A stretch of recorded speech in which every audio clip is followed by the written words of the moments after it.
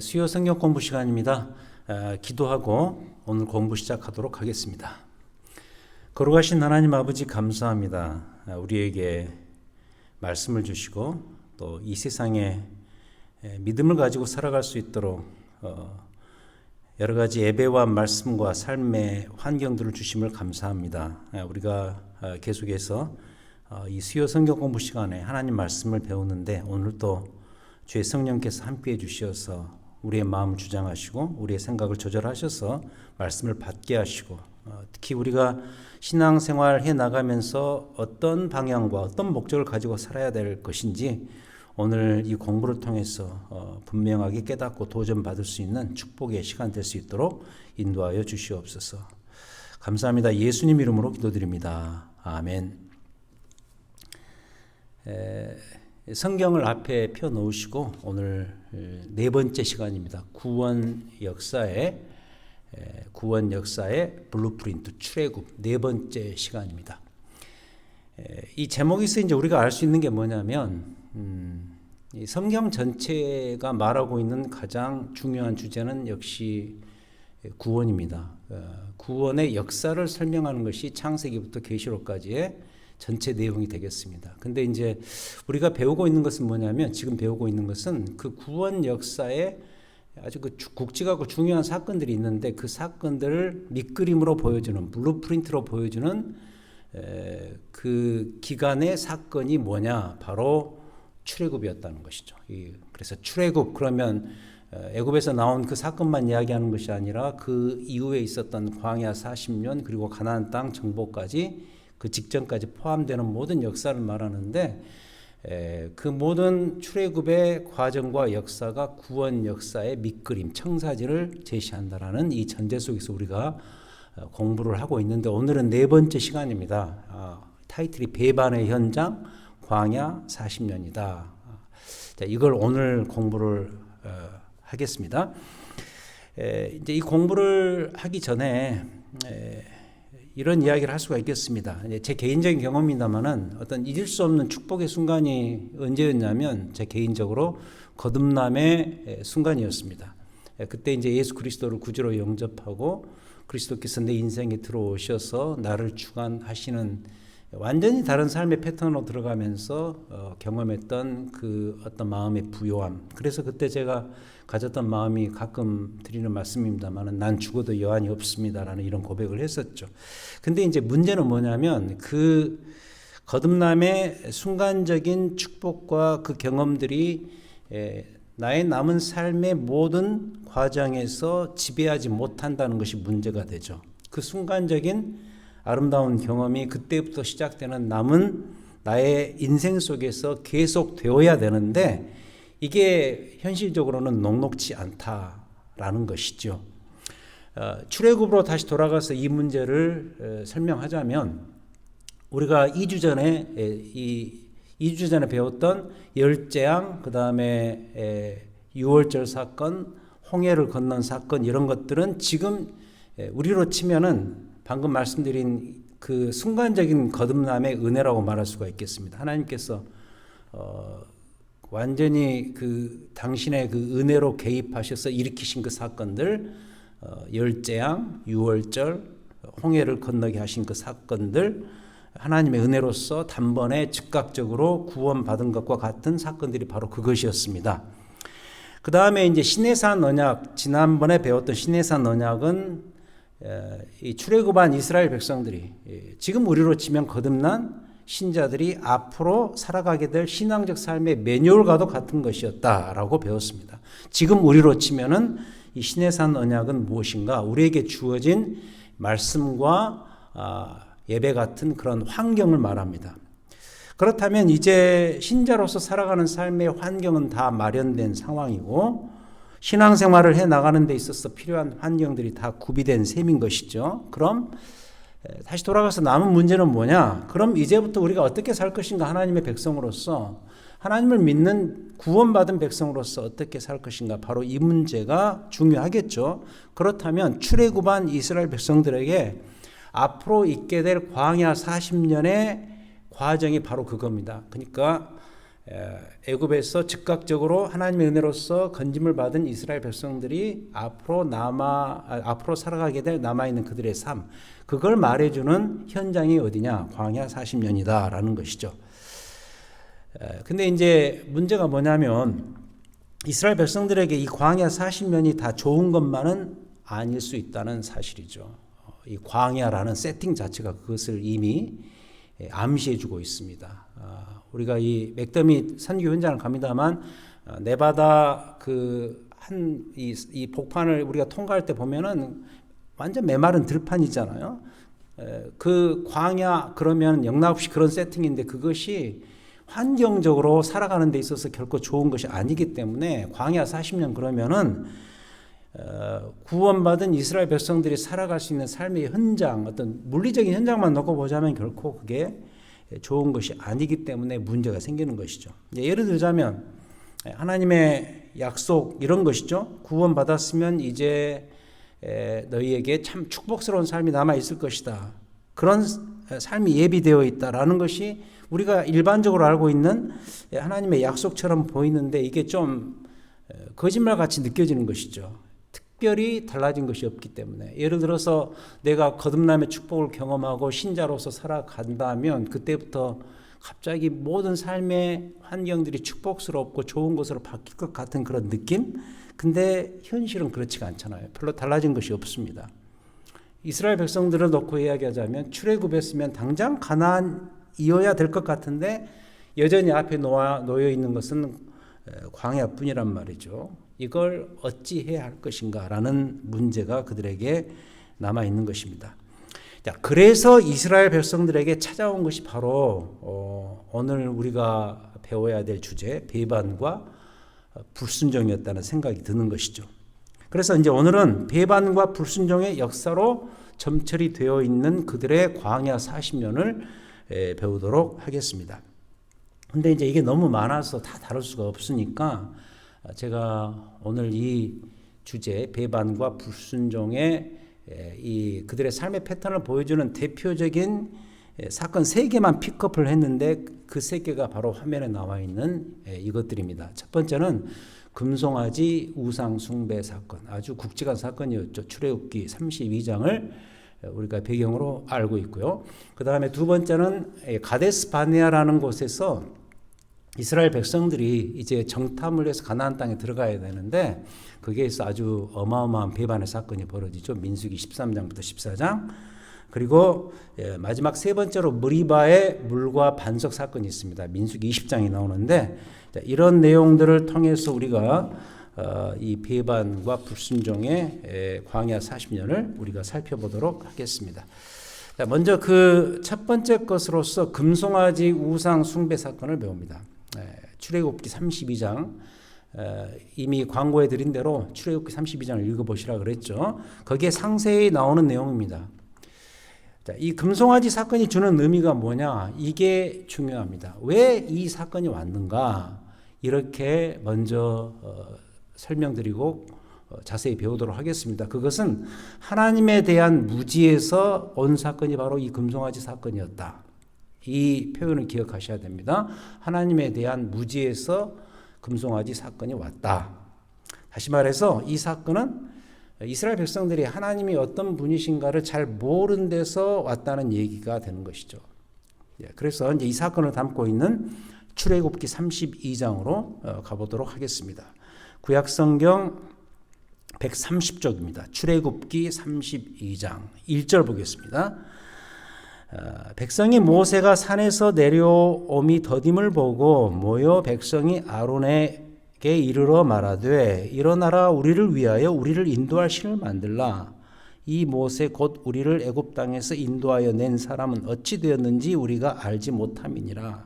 자, 이게 이 금송아지 사건이 일어나게 된 가장 첫 번째 배경이 되는데 모세가 하나님의 이 율법을 받기 위해서 시내산에 올라갔는데 자꾸 내려오는 것이 연기되고 더딤을 보고 이스라엘 백성들이 이제 모여서 그 모세의 형인 아론에게 요청하기를 우리를 위하여 우리를 인도할 신을 만들자 그렇게 이야기를 합니다. 그래서 이제 2절부터 보면은 아론이 그들의 그 요청에 이기지 못하고 금고리를 빼서 가져오게 해서 3절 아론에게 다 가져오니까 4절 그들의 손에서 금고리를 받아 부어서 자, 이 부분 조각칼로 새겨서 송아지 형상을 만들게 됩니다. 그러면서 그 금송아지를 만들고 난 다음에 뭐라고 말하느냐, 이 구절이 중요합니다. 이스라엘아, 이는 이 금송아지 신상은 너희를 애굽 땅에서 인도하여 낸 너희의 신이로다, 이렇게 말합니다. 그러니까 우리가 여기서 알 수 있는 중요한 포인트는 뭐냐면, 이스라엘 백성들이 출애굽의 하나님을 모르는 것도 아니에요. 하나님께서, 하나님이라는 분이 애굽에서 자기들을 불러냈다는 그 역사적 사실을 다 알고 있어요. 근데 포인트는 뭐냐면, 왜 이것을 만들려고 했냐면, 그 자기들을 애굽에서 인도해낸 그 여호와 하나님을 보고 만질 수 있는 형상으로 이미지화 시키려고 했다는 것이 문제였다는 것이죠. 전혀 출애굽의 하나님을 몰랐던 것도 아니고, 그것이 문제였다기보다는 그 하나님을 형상화시켜서 보고 만질 수 있는 존재로 바꾸고 싶었던 그들의 동기가 문제가 되었던 것이죠. 그것을 알 수 있는 구절이 바로 4절입니다. 근데 6절에 보니까 이튿날에 그들이 일찍 일어나 번제를 드리며 화목제를 드리고 그 금송아지 앞에서 백성이 앉아서 먹고 마시며 일어나서 뛰놀더라. 그러니까 보고 만질 수 있는 금송아지 형상을 앞에 두고 그들이 그 앞에서 화목제를 드리면서, 우리식으로 말하면 예배를 드리면서 어떤 일들을 벌이는가, 앉아서 먹고 마시며 일어나서 뛰어놀았다. 왜 이 두 가지를 알 수가 있는데, 왜 그들이 하나님을 금송아지라는 그 눈에 보이는 것으로 형상화시키려고 했는가, 이것. 그리고 그렇게 만들어 놓고 그들이 이 금송아지가 바로 우리를 애굽에서 건져낸 출애굽의 하나님이다라고 규정 지으면서 그들이 그 앞에서 먹고 마시며 뛰어놀았는가, 이게 문제가 되죠. 결국은 이렇게 말씀드릴 수가 있습니다. 다 그들이 과거에 살았던 애굽을 향한 그리움 때문인 것이죠. 쉽게 말해서 애굽에서 보고 배운 것이 다 이런 것들 뿐이었기 때문인 것이죠. 그런 것들로, 그러니까 애굽에서 보고 경험했던 그런 어떤 우상의 환경을 가지고 출애굽의 하나님을 규정했다는 것이 문제가 되죠. 그래서 바로 이 포인트입니다. 하나님에 대한 무지죠. 결국 그들의 무지에서 일어난 일들이 이것인 거죠. 더 구체적으로 그렇다면 어떤 무지를 말하는 것인가? 그들의 이 무지는 출애굽의 그 인격적인 하나님을 순전히 자기 만족을 위해 존재하는 하나님으로 규정하고 그렇게 오해한 데서 온 무지 현상이다. 하지만 우리가 잘 알고 있다시피 그 십계명의 제2계명에서는 분명히 이렇게 하나님이 자기 자신을 설명합니다. 너를 위하여 새긴 우상을 만들지 말고 또 위로 하늘에 있는 것이나 아래로 땅에 있는 것이나 땅 아래 물속에 있는 것에 어떤 형상도 만들지 말 것이며, 그리고 나서 그것들에게 절하지 말며 그것을 섬기지 말라.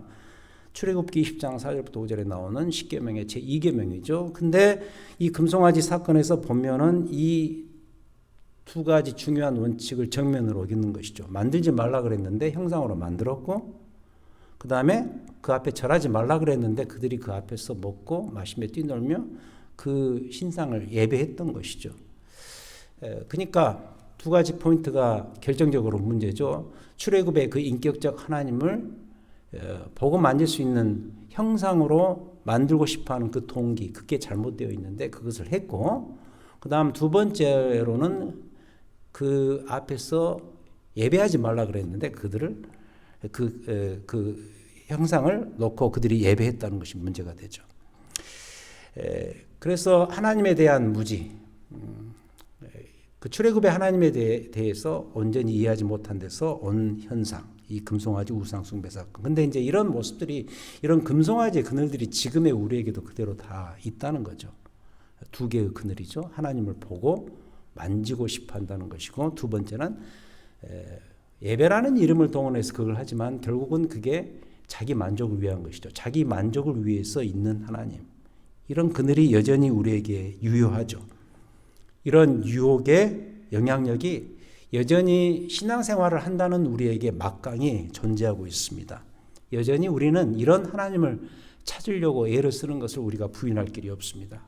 예를 들자면 교회 역사적으로 그렇습니다. 우리가 종교개혁 이후에 우리를 개혁교회, 리폼드 처치라고 부르는데, 그 개혁교회 이전에 그 중세 이 캐톨릭과 종교개혁 이후의 개혁교회 사이에 논쟁이 많이 있었는데, 대표적으로 굉장히 핫 이슈가 되었던 것이 성상을 계속해서 세우느냐 아니면 성상을 부수느냐, 이런 이슈였습니다. 이 개혁교회가 그래서 거기에 굉장히 엘러지 반응이 있죠. 그러니까 이 개혁교회의 중요한 이 방향 중에 하나가 뭐냐면, 교회 안에 하나님을 이미지화 시키려는 그런 많은 시도들을 가능한 한 절제시켜야 된다라고 해서, 지금 예를 들자면 캐톨릭에서 하고 있는 그리스도상이라든지 여러 가지 성모 마리아상은 말할 것도 없고, 이런 것들을 우리가 금하는 이유가 바로 거기에 있습니다. 하나님을 이미지화 하려고 하지 말라. 하나님을 만지려고 하지 말라. 하나님을 보려고 하지 말라. 하나님은 인격적인 하나님이시다. 이것을 우리가 강조하는 것이죠. 말씀 안에서 인격적으로 다가오는 하나님을 믿고 따르는 것이 우리 개혁교회의 온전한 신앙이다. 이것을 주장하는 것이죠. 여전히 우리는 수많은 마음의 우상들이 존재합니다. 대표적으로 이 시대 가장 대표적인 눈에 보이는 우상은 돈과 권력이죠. 그것을 형상화시켜서 우리 안에, 우리의 마음 안에 들이우게 하고, 그것으로 인해서 어떤 자기 만족이 오며 그 자기 만족을 최대한 극대화시켜서 그 안에서 누리는 어떤 그 쾌감, 만족, 이런 것들을 마치 내가 하나님을 예배하고 섬기는 데서 찾아오는 하나님이 주시는 반대급부의 선물인 것처럼 생각하는 그런 경향성들, 이런 것들이죠. 그래서 뭔가 눈에 보이게 하려고 하고, 크게 하려고 하고, 멋있게 하려고 하고, 신앙과 예배라는 미명 아래 그런 것들을 우리가 얼마든지 충족시키려고 하는 그런 마음들이 있습니다. 근데 그것은 결국 하나님을 마모니즘과 세상 권력에 결부시키려고 하는 교회 안에 남아있는 잔재들, 시도들이다라는 것을 우리가 부인할 길이 없습니다. 그래서 이제 우리가 주의해야 될 것은 뭐냐면, 아무튼 성경의 하나님을 내가 보고 싶은 그림대로 함부로 그려내지 않도록 하는 일이 중요하다. 여러분, 우리가 이 성경을 공부하고 묵상할 때도 그렇지 않습니까? 성경을 내가 보고 싶은 대로만 본다면 난 영락없이 내가 원하는 하나님을 마음대로 그려낼 수가 있어요. 예를 들자면 그런 구절만 픽업해서 하나님을 그리는 거죠. 나의 성공을 위해서 존재하는 하나님, 또 내 필요를 채우기 위해서 늘 대기 중인 그런 하나님, 이런 방식에서 잘 벗어나지 못하는 이 시대의 현상들이 아주 많습니다.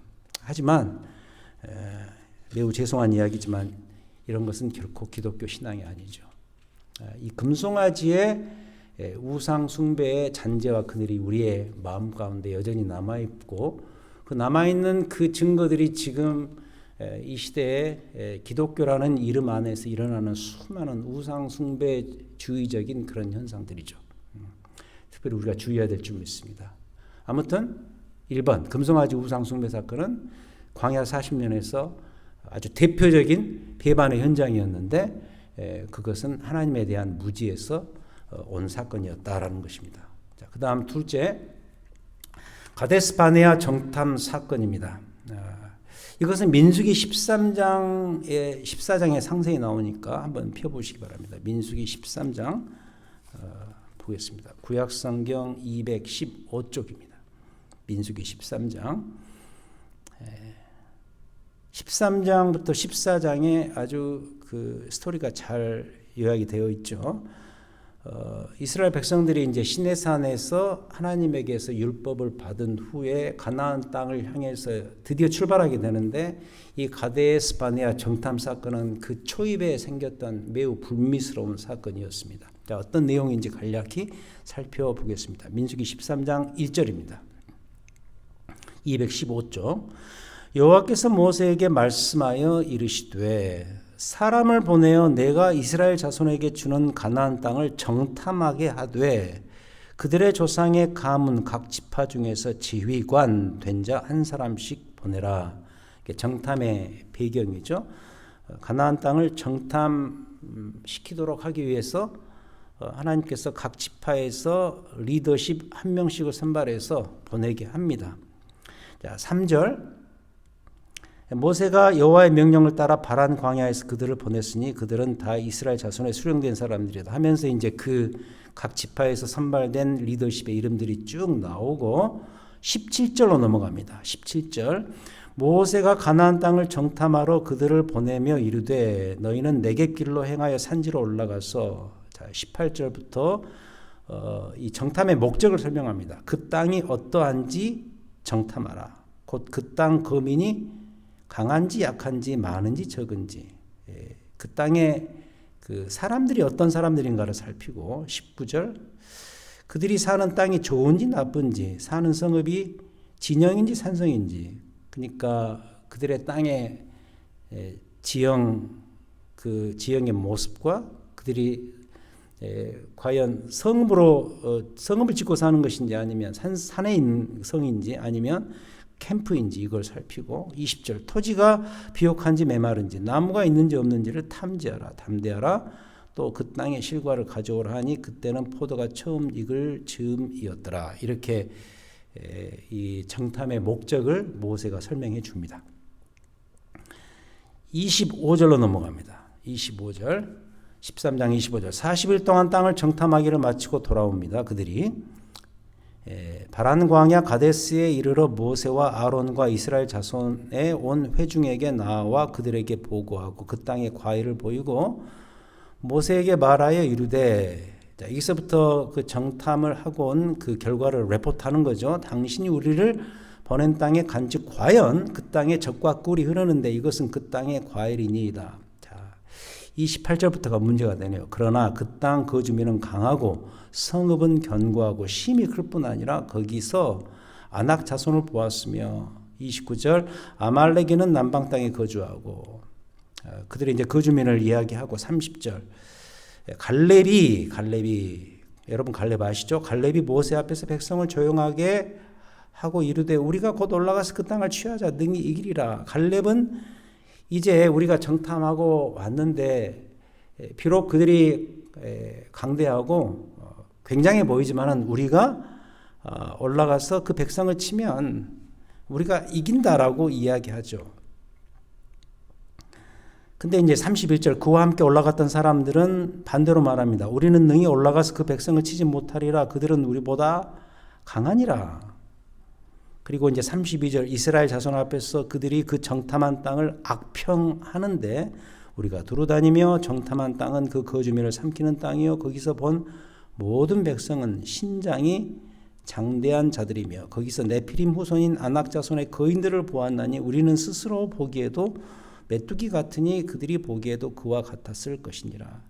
그 땅이 젖과 꿀이 흐르고 뭐 대단한 축복의 땅인 것을 다 공통적으로 보고 느끼고 왔지만 갈렙은 아니다. 우리가 그래서 우리가 치면 이긴다라고 그렇게 평가하지만 다른 사람들은 그 반대죠. 그러기 때문에 우리가 가서 싸울 수가 없다. 심지어는 이런 해석을 하죠. 그들 앞에 우리는 메뚜기 떼 같은 존재밖에 못 된다라고 이야기하죠. 자, 14장으로 넘어갑니다. 온 회중이 소리를 높여 부르짖으며 백성이 밤새도록 통곡하죠. 이스라엘 그 다음에 이제 2절에 보면 이스라엘 백성들의 이 광야 40년 가운데 전문적인 용어들이 여기서 나오기 시작합니다. 우리가 애굽 땅에서 죽었거나 이 광야에서 죽었으면 좋았을 것을 굳이 왜 3절 여호와가 우리를 그 땅으로 인도해서 칼에 쓰러지게 하려 하는가? 우리 처자가 사로잡히리니 애굽으로 돌아가는 것이 차라리 나을 것이다 이런 이야기를 합니다. 그러자 4절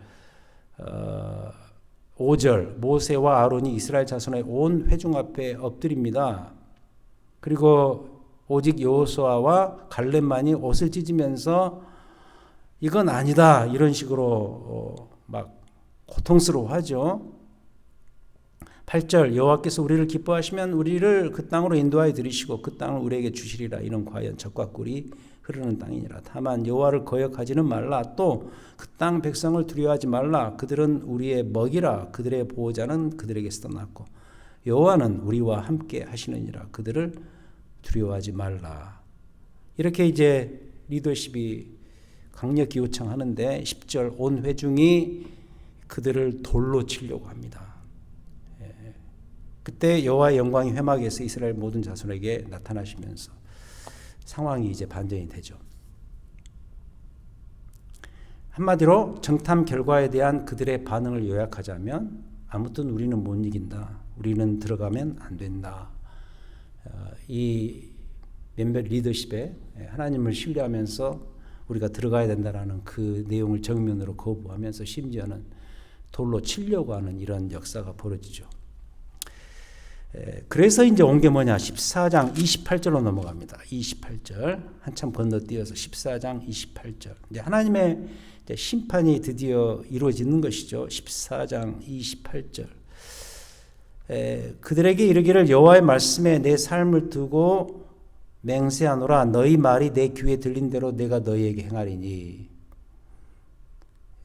그들이 얼마나 악평하고 그 땅을 악평하고 하나님을 불신하고 심지어는 리더십을 돌로 치려고 하고 그랬습니까? 근데 하나님 그러십니다. 너희 말이 내 귀에 들린 대로 내가 너희에게 행할 것이다. 29절 너희 시체가 이 광야에 엎드러질 것이라. 너희 중에 20세 이상으로서 계수된 자 곧 나를 원망한 자 전부가 그러니까 출애굽 1세대들을 이야기하는 것이죠. 그 전부가 30절 여분네 아들 갈렙과 눈의 아들 여호수아 외에는 내가 맹세하여 너희에게 살게 하리라 한 땅에 결단코 들어가지 못할 것이다. 너희 시체는 이 광야에서 엎드러질 것이다. 33절로 넘어갑니다. 너희의 자녀들은 너희의 반역한 죄를 지고 너희 시체가 광야에서 소멸되기까지 40년 동안 광야에서 방황하는 자가 될 것이다. 34절 결론이죠. 너희는 그 땅을 정탐한 날 수인 40일의 하루를 1년으로 쳐서 그 40년간 너희의 죄악을 담당할지니 너희는 그제서야 내가 싫어하면 어떻게 되는지를 알리라 하셨다. 놀라운 내용이죠. 그러니까 이제 이들이 이 정탐을 하고 와서 하나님을 배반하고 불순종했던 것의 열매가 뭐냐면 오늘 우리가 배우고 있는 광야 40년입니다. 그래서 저는 이제 이 두 번째 사건을 뭐라고 말씀드리고 싶은가? 이 가데스 바네아 정탐 사건은 역사적으로 굉장히 중요한 사건이었는데 신앙적 삶에 대한 무지에서 온 사건이다. 이렇게 설명하고 싶습니다. 신앙이라는 것은 뭐죠? 여러분 신앙은 하나님의 약속을 있는 그대로 믿고 신뢰하면서 따라가는 일이 아니겠습니까? 그런데 이스라엘 백성들은 지금 여기서 하나님과 그분의 약속을 완전히 불신하고 있다는 것이죠. 출애굽의 역사의 과정을 그동안 똑똑히 다 지켜보았고 시간적으로 놓고 보면 금송아지 사건이 앞에 이미 있었고 그리고 출애굽하신 하나님이 어떤 하나님인가에 대해서 그 우상 숭배 사건을 통해서 이미 교정받고 학습을 했음에도 불구하고 그들은 지금 이 중요한 순간에서 이러고 있다는 것. 다시 말해서 하나님의 약속을 구체적인 역사적 상황 속에서 불신하고 있다는 사실. 그래서 어마어마한 미래에 예측할 수 없는 결과가 그들에게 주어졌던 것이죠. 우리의 삶의 문제로 오자면 우리에게 이런 측면이 다분히 있습니다. 우리가 이걸 믿어야 됩니다. 우리가 만약에 이스라엘 백성이라고 한다면 출애굽하신 하나님은 기필코 우리를 애굽 땅으로 인도하시고야 말 것이다. 결국은 지금까지 계속 강조했던 것처럼 출애굽 자체는 목적이 있는 사건이었거든요. 미래에 있을 목적을 위해서 출애굽 사건이 있었거든요. 10가지 재앙이 있었고 유월절이 있었고 특별히 홍해를 건넌 이유는 결국 가나안 땅으로 들어가기 위한 미래의 목적이 있는 사건이었단 말이죠. 그래서 출애굽할 때 하나님은 약속하셨습니다. 가나안 땅으로 너희들을 인도할 것이다. 이걸 지금 우리의 그림으로 놓고 보자면 하나님께서 이 거듭남의 은혜를 순간적으로 경험케 하신 것은 미래에 나를 영원한 하나님의 나라로 인도하실 것을 전제하고 약속하고 그때 나를 거듭남의 은혜로 부르신 것이거든요. 그 약속 때문에, 이 약속 때문에 나를 이미 죄에서 건지셨단 말이죠. 근데 이제 우리의 삶에, 신앙적 삶에 문제가 생길 때가 언제냐면 이 약속을 불신한다는 거죠. 그런 하나님으로 느껴지지 않고 그런 하나님으로 보이지 않는 순간들이 내게 찾아왔을 때 거기에 시험에 빠지면서 하나님을 불신하는 거죠. 불신하면서 일어나는 여러 가지 심판의 이 과정들을 우리가 경험하는 것이죠. 이스라엘 백성들이 이것을 불신했을 때, 이 가데스 바네아에서 이 약속을 불신했을 때 그들에게 광야 40년이 찾아왔던 그런 것처럼 우리의 구원의 삶의 여정에서 하나님의 약속을 불신했을 때 일어나는 그 대가는 실로 크죠. 그래서도 우리가 여기에서 반드시 기억하고 믿어야 될 말씀은 바로 이런 말씀들이라고 보여집니다. 로마서 8장에 나오는 그런 구절들, 기억할 필요가 있는 약속의 말씀들이죠. 한번 찾아보도록 하겠습니다. 로마서 8장입니다. 신약성경 로마서 8장, 신약성경 249쪽입니다. 250쪽. 로마서 8장 28절부터 30절. 아주 유명한 구절이죠. 우리가 알거니와 하나님을 사랑하는 자 곧 그의 뜻대로 부르심을 입은 자들에게는 모든 것이 합력하여 선을 이루느니라.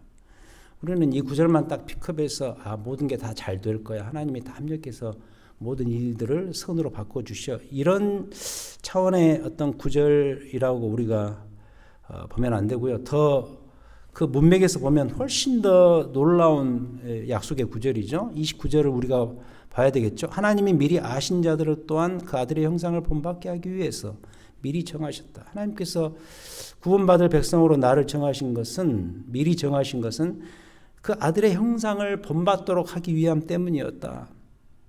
이미 다 플랜이 있었다는 거죠. 하나님께. 이는 그로 많은 형제 중에서 맏아들이 되게 하려 하심이라. 나를 양자 삼으신 것을 말하는 거죠. 그리고 30절 미리 정하신 그들을 또한 부르시고 가장 적당한 타이밍에 하나님의 자녀로서 아들로서 부르신 그들을 또한 의롭다 하시고 의롭다 하신 그들을 또한 결국 영화롭게 하시는 이 모든 구원의 여정을 책임지시고 돌보시는 성실과 인내의 하나님을 보라는 거죠. 나를 하나님의 구원받은 자녀로 부르신 하나님은 이런 하나님이시라는 거죠. 나를 최초에 하나님의 자녀로 정하시고 적당한 타이밍에 부르시고 계속 나를 의롭게 만들어 가시고 결국 이 글로리피케이션, 영화의 마지막 관문까지 가게 하시는 그런 신실하신 하나님. 이런 하나님으로 알고 그 하나님을 신뢰하고 오늘도 나아가는 것, 그것이 바로 우리 신자의 삶이다. 출애굽 그 광야 40년에 그대로 들어가 있는 중요한 그림이죠. 그 다음 로마서 8장 37절 그 뒤에 보시면 이런 구절이 나와 있습니다. 그러나 이 모든 일에 우리를 사랑하시는 이로 말미암아 우리가 넉넉히 이기느니라. 하나님을 불신할 만한 시험의 현장에 우리가 이르렀을 때 우리가 그 순간 그 나를 부르신 그 하나님을 다시 신뢰해야 되는 이유가 어디에 있는가?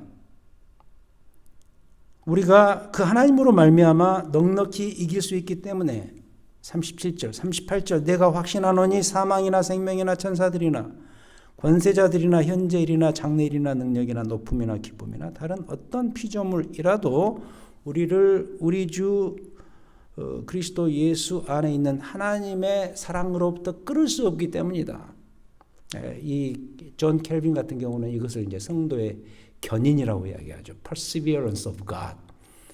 하나님께서 우리를 이 땅에 살아가게 하시면서 우리를 끊임없이 잘 견딜 수 있도록 촉구하시고 도우시는 그런 인내를 우리에게 만들어 가시는 견인의 하나님, perseverance of God.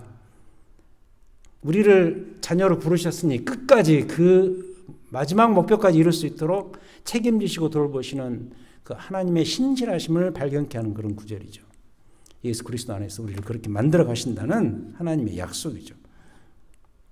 이런 말씀들 우리가 기억한다면 이 가데스 바네아 정탐 사건에서 발견할 수 있었던 신앙적 삶에 대한 무지, 여기에서 우리가 벗어날 수가 있겠죠. 하나님을 신뢰하는 것입니다. 특히 약속하신 소망의 견인의 하나님을 우리가 신뢰하는 것입니다. 이걸 우리가 이 두 번째 사건에서 배울 수가 있겠습니다. 자, 마지막 세 번째로 무리바의 물과 반석 사건입니다. 민수기 20장이 나옵니다. 다시 앞으로 가셔서 민수기 20장을 펴도록 하겠습니다. 자, 펴 놓으시고, 이스라엘 백성들이 가데스 지역에서 물이 없어서 하나님을 불평했던 사건이 바로 이 사건인데, 이게 이제 실제로 성경에 두 번 나옵니다. 출애굽 17장에도 나오고 여기도 나오는데, 어떤 학자들은 이 둘을 하나의 같은 사건으로 보기도 하고, 어떤 학자들은 같은 내용의 서로 다른 두 사건으로 보기도 하는데, 저는 사실 두 번째 것을 지지합니다. 그러니까 비슷한 사건인데 사실은 다른 사건이다. 특히 이 두 번째 사건은 모세가 가나안 땅에 들어가지 못하게 된 불순종의 그 리더십을 발휘한 사건이기 때문에 다를 수밖에 없죠. 자, 그래서 이 민수기 20장을 통해서 그 사건을 잠깐 설명해 드리도록 하겠습니다. 민수기 20장 2절 보겠습니다. 회중이 물이 없으므로 모세와 아론에게 모여드니라. 3절 백성이 모세와 다투어 말하여 이르되 우리 형제들이 여호와 앞에서 죽을 때 우리도 죽었더라면 좋을 뻔하였도다. 물이 없어서 모세와 아론에게 불평하면서 있었던 사건, 이른바 이 가데스의 다툼과 무리바 물 사건이다라는 것이죠. 자, 6절로 넘어갑니다. 6절 모세와 아론이 회중 앞을 떠나 회막문에 이르러 엎드리며 여호와의 영광이 그들에게 나타나며 7절 20장 7절 여호와께서 모세에게 말씀하여 이르시되, 이렇게 말씀하시네요. 하나님이. 자, 이 구절이 중요합니다. 8절 지팡이를 가지고 내 형 아론과 함께 회중을 모으고 그들의 눈앞에서 너희는 반석에게 명령하여 물을 내라 하라. 내가 그 반석이 물을 내게 하여 회중과 그들의 짐승에게 마시게 할지라. 그러니까 하나님이 모세에게 명령하신 것은 반석에게 명령하여 물을 내라, 그렇게 명령하셨습니다. 그러자 이제 9절 모세가 그 명령대로 여호와 앞에서 지팡이를 잡습니다. 10절 모세와 아론이 회중을 그 반석 앞에 모으고 모세가 그들에게 이르되 반역한 너희여 들으라. 우리가 너희를 위하여 이 반석에서 물을 내려 하고 11절 모세가 그의 손을 들어 그의 지팡이로 반석을 두 번 치니 물이 많이 솟아나오므로 회중과 그들의 짐승이 마시니라. 그러니까 굳이 여기 나온 내용으로만 우리가 해석할 수밖에 없는데 8절에서 반석에게 명령하여 물을 내라 그랬는데 모세는 어떻게 했는가? 특히 이 10절에서 우리가 너희를 위하여 이 반석에서 물을 내랴. 이것을 어떤 학자들은 모세가 분노했다라는 이 분노로 보기도 하고요.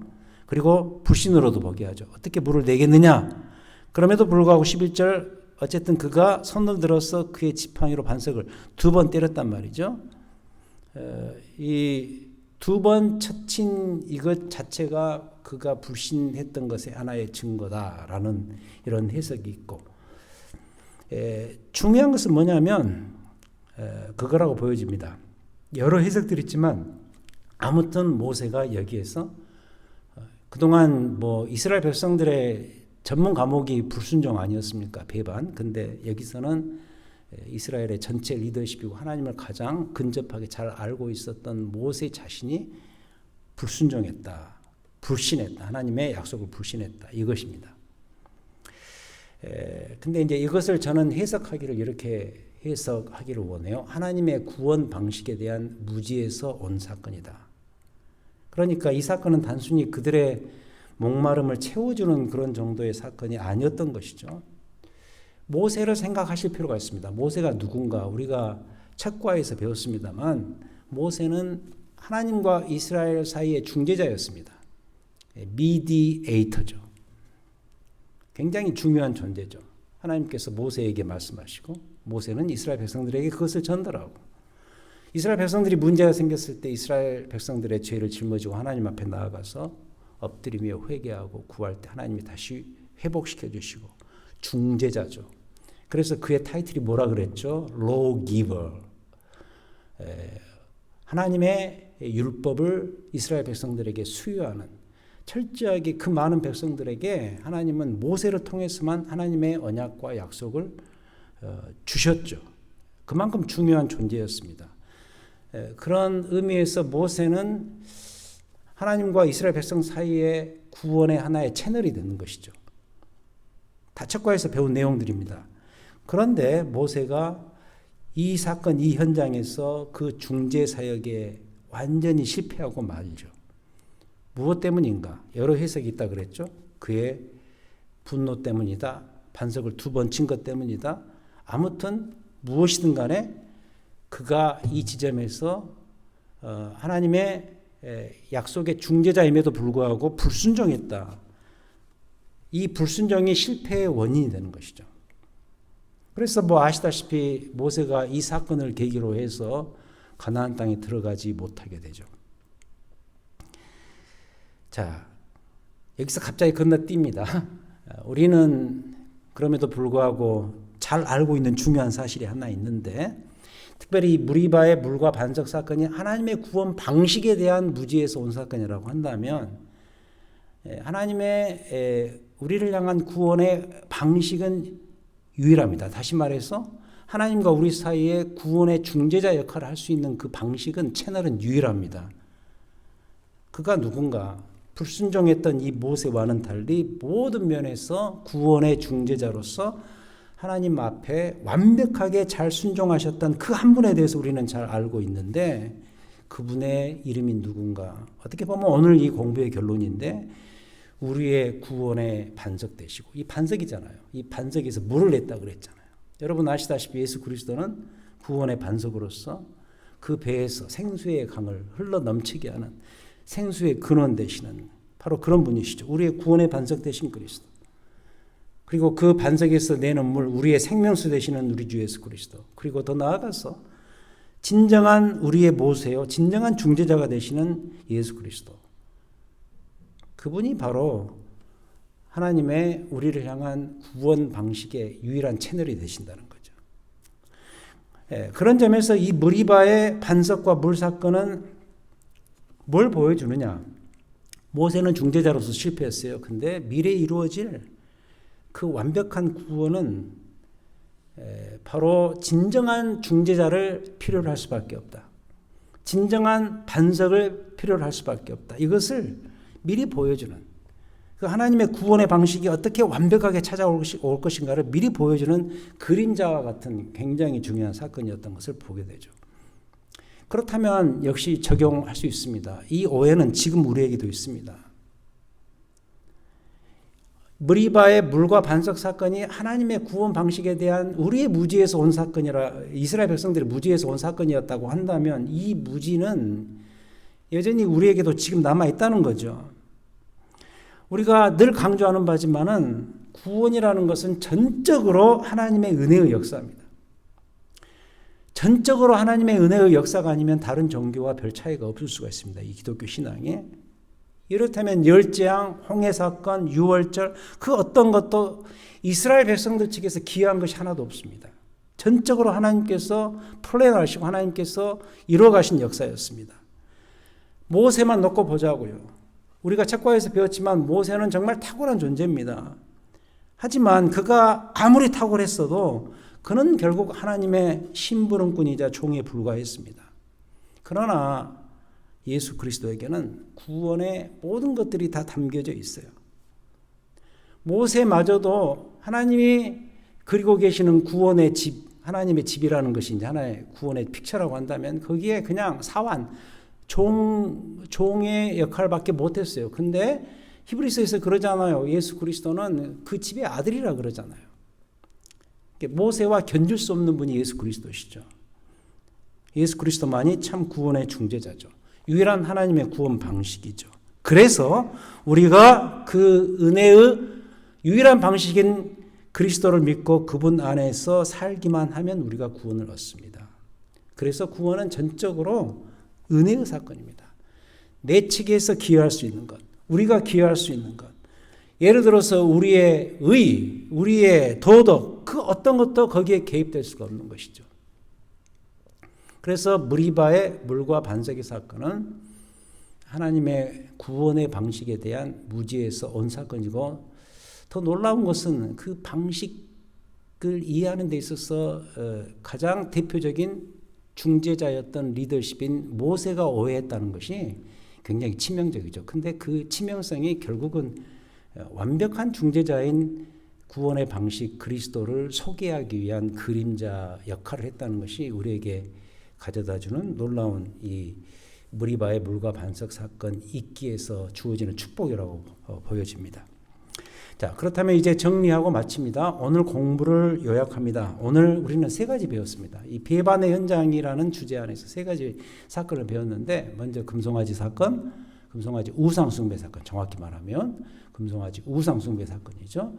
그것은 어디에서 온 사건이었는가? 하나님에 대한 무지에서 온 사건이었다. 다시 말해서 하나님이 누군지를 모르는 데서 왔던 사건이 이거였다. 인격적인 하나님을 보고 만지려고 했고, 그렇게 또 만들어 놓고 출애굽의 하나님으로 규정하고 그 앞에서 먹고 뛰노는, 여전히 애굽을 그리워하고 애굽의 그 모습으로 하나님을 이미지화시켜서 그 앞에서 뛰놀고 놀았던 그들의 무지, 하나님이 누구신지 전혀 몰랐던 거기에서 온 사건이었다.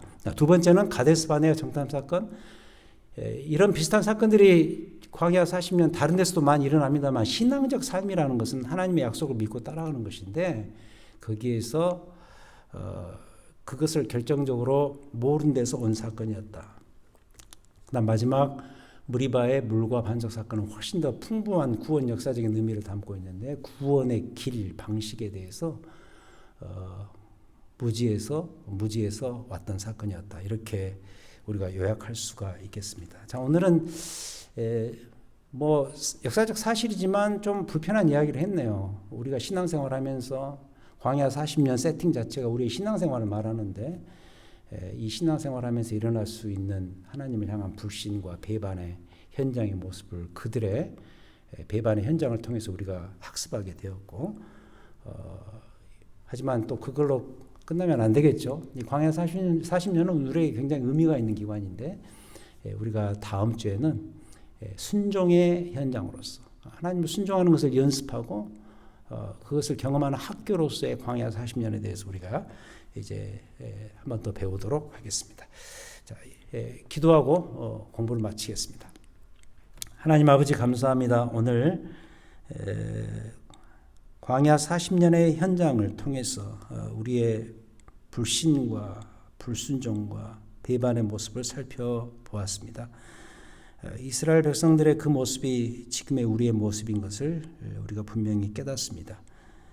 하나님이 누구신지를 잘 모르고, 또 하나님의 약속을 있는 그대로 믿고 따라가야 되는데, 불신하는 데서 오는 여러 가지 현상들, 그리고 결정적으로 하나님의 구원의 역사가 유일하신 구원의 채널 되시는 예수 그리스도 외에는 달리 길이 없다는 사실을 우리가 이 상황 속에서 배우게 되었습니다. 하나님, 오늘 배운 이 내용들을 잘 기억하고 숙지하여서 우리에게 남아있는 구원의 삶이 하나님의 베푸시는 은혜와 사랑 속에서, 특히 독생자 그리스도를 통해서 보여주시는 참으로 풍성하고 넘치는 삶을 통해서 경험해 갈 수 있도록 도우시옵소서. 감사합니다. 오늘 이 공부 가운데 함께해 주신 우리 주 예수 그리스도의 이름으로 기도하였습니다. 아멘.